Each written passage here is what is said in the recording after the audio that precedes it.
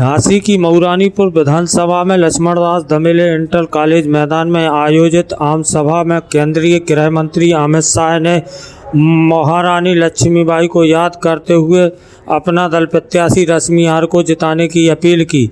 सर्वप्रथम मंच पर पहुंचे भाजपा के पूर्व विधायक बिहारी लाल आर्य से अपना दल प्रत्याशी को जिताने की अपील करवाई गई। टिकट से नाखुश भाजपा के 3 बार जीते विधायक प्रवीण लाल मंच पर नहीं पहुंचे एवं पूर्व जिला पंचायत अध्यक्ष एवं भाजपा की राष्ट्रीय सदस्य वंदना पाठक भी मंच पर नहीं पहुंची। अमित शाह ने लोगों को संबोधित करते हुए कांग्रेस को परिवारवादी पार्टी बताते हुए हमला बोला। वहीं सपा को विकास के नाम पर गुंडई जमीनों पर कब्जा करने वाली पार्टी बताते हुए भाजपा सरकार की विकास परक 45 योजनाओं की जानकारी देते हुए हीनियस क्राइम, हत्या, बलात्कार, अपहरण में आई कमी को गिनाते हुए अपना दल प्रत्याशी को वोट देने की अपील की। उक्त आम सभा में अमित शाह की आम सभा के मुताबिक भीड़ नहीं जुटी।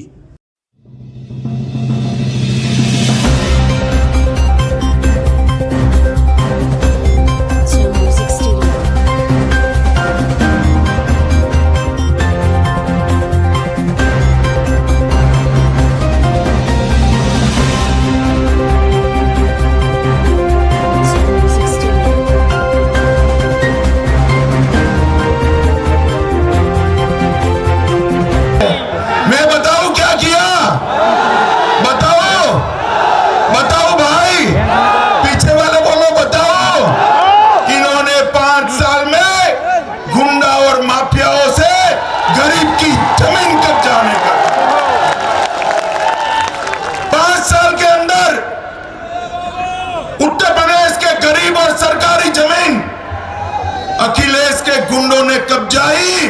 योगी आदित्यनाथ ने 2000 करोड़ की जमीन को बुलडोजर घुमाकर खाली करा दिया।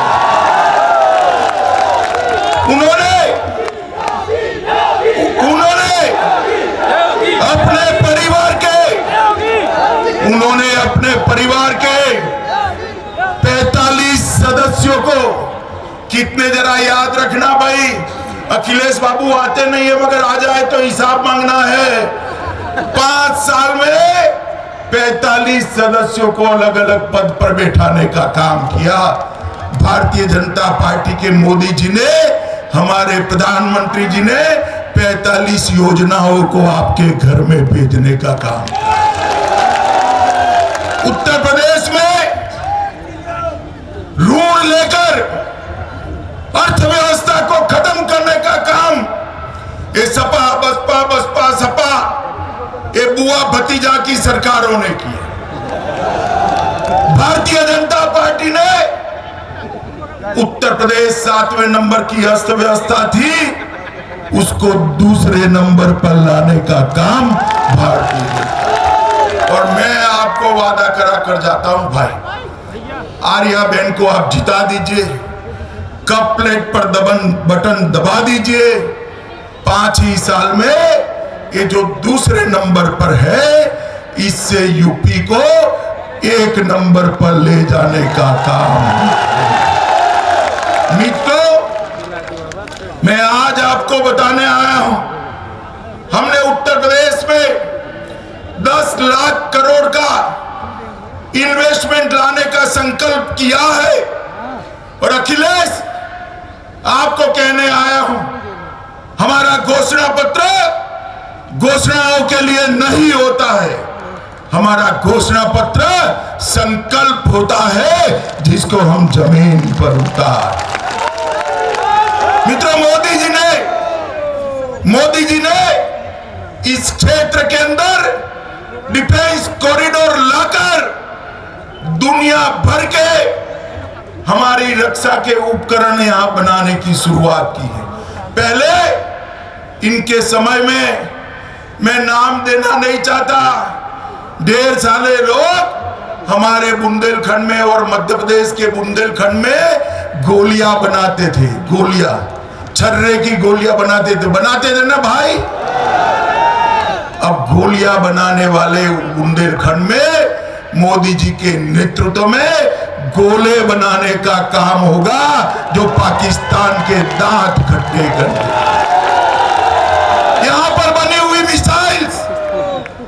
मां भारती की रक्षा के लिए 365 दिन 24 घंटे सतर्क रहने वाली है। मित्रों, हमने बुंदेलखंड एक्सप्रेसवे बनाने की शुरुआत करी। जहां रोड नहीं होता, जहां पानी नहीं होता, वहां कभी विकास नहीं हो सकता। और बुंदेलखंड एक्सप्रेसवे बनने के बाद तुरंत ही बुंदेलखंड एक्सप्रेसवे के साथ इंडस्ट्रियल कॉरिडोर बनाकर बुंदेलखंड के मेरे युवाओं को नौकरी देने का काम भारतीय जनता पार्टी की सरकार। मुझे बताओ, ये सपा वालों ने बुंदेली भाषा के लिए कुछ किया है क्या? जरा जोर से बोलो, किया है क्या? हमारी सरकार बनने के बाद हम केशवदास बुंदेली एकेडमी बनाकर बुंदेली बोली को मजबूत करने का काम ये भारतीय जनता पार्टी। मित्रों, यूपी में 5 विश्व स्तरीय एग्जीबिशन सेंटर बनने वाले हैं। मैं आज आपको वादा कर कर जाता हूं, 5 में से 1 ये मेरे बुंदेलखंड में भारतीय जनता पार्टी बनाने वाली है। कानपुर के अंदर मेगा लेदर पार्क बनाएंगे, जिससे चमड़े के साथ जुड़े हुए हमारे सभी दलित भाइयों को बड़ी मात्रा में रोजगारी और उनकी इनकम बढ़ाने का काम होगा। और बुंदेलखंड में 2 IT पार्क भी बनाने का ये भारतीय जनता पार्टी की सरकार ने सोचा है। मित्रों, हमने रानी लक्ष्मीबाई की जयंती पर झांसी जलसा का एक परंपरा करा और झांसी के रेलवे स्टेशन को वीरांगना लक्ष्मीबाई के नाम के साथ जोड़कर उनको श्रद्धांजलि देने का काम किया है। मित्रों, हमारे सांसद महोदय ने ठीक ही कहा, बुंदेलों के पास क्या नहीं, मेहनत कश युवा है, विशाल भूमि पड़ी, क्या नहीं है बताओ भाई? 2 ही चीज नहीं थी, पानी नहीं था और बिजली नहीं थी। जमीन क्या करते? 2000 लोग मारे गए थे पानी के संकट के कारण। मोदी जी ने ट्रेन भेजने की ऑफर की, अखिलेश ने ना बोल दिया। मोदी जी लोकप्रिय हो जाएंगे, बुंदेलखंड ने 19 की 19 सीटें देकर अखिलेश को ही रवाना कर।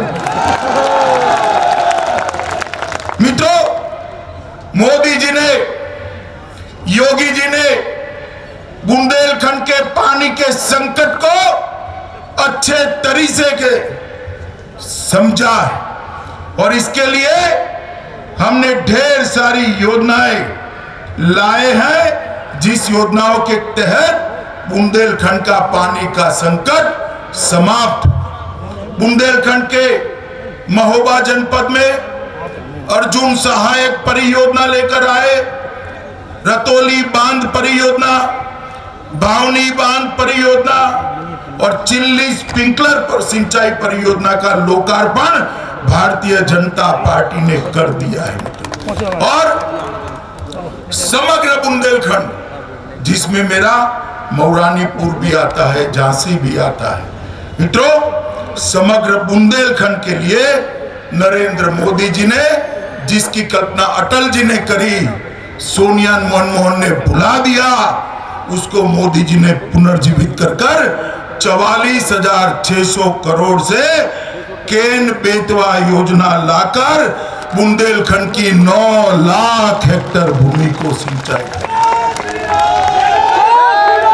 मित्रों, ये वही कर सकते हैं जो जनता के लिए, देश के लिए, प्रदेश के लिए करना चाहते हैं। वो नहीं कर सकते जो परिवार का घर भरना चाहते हैं। अभी कानपुर में एक चित्र वाले के वहां रेड पड़ गई, मालूम है ना? वो समाजवादी इत्र वाला था, मालूम है या नहीं है? ये पूरा मंच भर जाए, इतनी नोटों की गड्डियां निकली है। तो अखिलेश जी कहने लगे, मोदी जी ने रेड क्यों कराई? अरे भैया, अखिलेश काहे को गुस्सा होते हो? टैक्स नहीं भरा है तो मुझे बताओ भाई, रेड करनी चाहिए या नहीं करनी चाहिए? जोर से बोलो, करनी चाहिए या नहीं करनी चाहिए? अखिलेश बाबू चलो छोड़ो, क्यों करी, नहीं करी, कैसे करी, क्या मिला, आपका ये इत्र वाले से रिश्ता क्या है वो तो मुझे बता दो जरा। बताना चाहिए नहीं बताना चाहिए? और कह रहे हैं रेडो से हमें चुनाव लड़ने में दिक्कत होती है, तो क्या है, रुपया आपके है भाई? आप क्या मानते हो किसके है? जरा जोर से बोलो, किसके है? मित्रों, ये लोग देश का भला नहीं कर सकते, ये प्रदेश का भला नहीं कर सकते। 103 मेगावाट का हाइड्रो और 27 मेगावाट का ऊर्जा यहां उत्पादन कर हम बुंदेलखंड के बिजली संकट को भी समाप्त करना चाहते हैं। मित्रों, योगी सरकार ने बहुत बड़ा अगर काम किया है तो माफियाओं को समाप्त कर दिया। अखिलेश बाबू, आपके समय में मुझे याद है बुंदेलखंड में कैसे कैसे डकैत जिया करते थे। आज पूरे बुंदेलखंड को माफियाओं से मुक्त करा दिया गया है। उत्तर प्रदेश की कानून और व्यवस्था, उत्तर प्रदेश की कानून और व्यवस्था को भारतीय जनता पार्टी की सरकार ने संवारने का काम किया। डकैती में 72% की कमी, लूट में 62% की कमी, हत्या में 31% की कमी, अपहरण में 29% की कमी और बलात्कार में 50% की कमी लाने का काम भारतीय जनता पार्टी की सरकार ने किया। मित्रों, आप सभी लोग एक बात मुझे बताओ, आप चाहते हो ना कि हमारा कश्मीर देश के साथ जुड़ा रहे? चाहते हो या नहीं चाहते हो? सब लोग चाहते हैं ना? मित्रों, मोदी जी, आपने दूसरी बार उनको प्रधानमंत्री बनाया, पूर्ण बहुमत की सरकार। 2019 में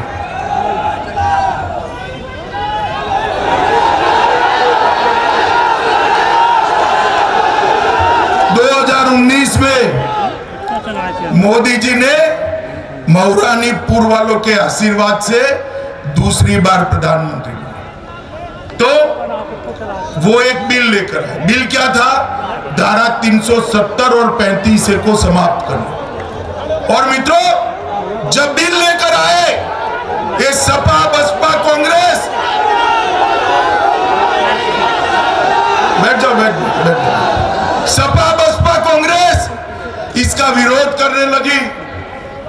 ये अखिलेश बाबू कहते थे, मैं बिल लेकर गया, वो कहते थे अगर 370 गई तो खून की नदियां बह जाएगी। अरे अखिलेश बाबू, खून की नदियां छोड़ो, किसी ने कंकर चलाने की हिम्मत नहीं करी। और मित्रों, मोदी जी ने 5 अगस्त 2019 को संविधान से धारा 370 को समाप्त कर कश्मीर को हमेशा के लिए भारत के साथ जोड़ा। मित्रों, ये लोग देश को सुरक्षित नहीं रख सकते। सपा बसपा के समर्थन से 10 साल तक कांग्रेस की सरकार चली। मनमोहन सिंह प्रधानमंत्री थे। आए दिन पाकिस्तान से आलिया मालिया जमालिया घुस जाते थे और हमारे जवानों की सर काटते, मगर उनके बारे में कोई एक शब्द भी नहीं बोलता। पुलवामा और उरी में हमला हुआ, पाकिस्तान भूल गया कि मोदी जी प्रधानमंत्री है, अब भाजपा की सरकार है। 10 ही दिन में मोदी जी ने सर्जिकल स्ट्राइक और एयर स्ट्राइक कर पाकिस्तान के घर में घुसकर आतंकवादियों का सफाया कर। मोदी जी ने देश को सुरक्षित बनाया। मोदी जी ने देश को समृद्ध बनाने की शुरुआत की। मोदी जी ने नई शिक्षा नीति लाकर बुंदेलखंड के गांवों तक अपनी भाषा में शिक्षा की व्यवस्था करने की शुरुआत की।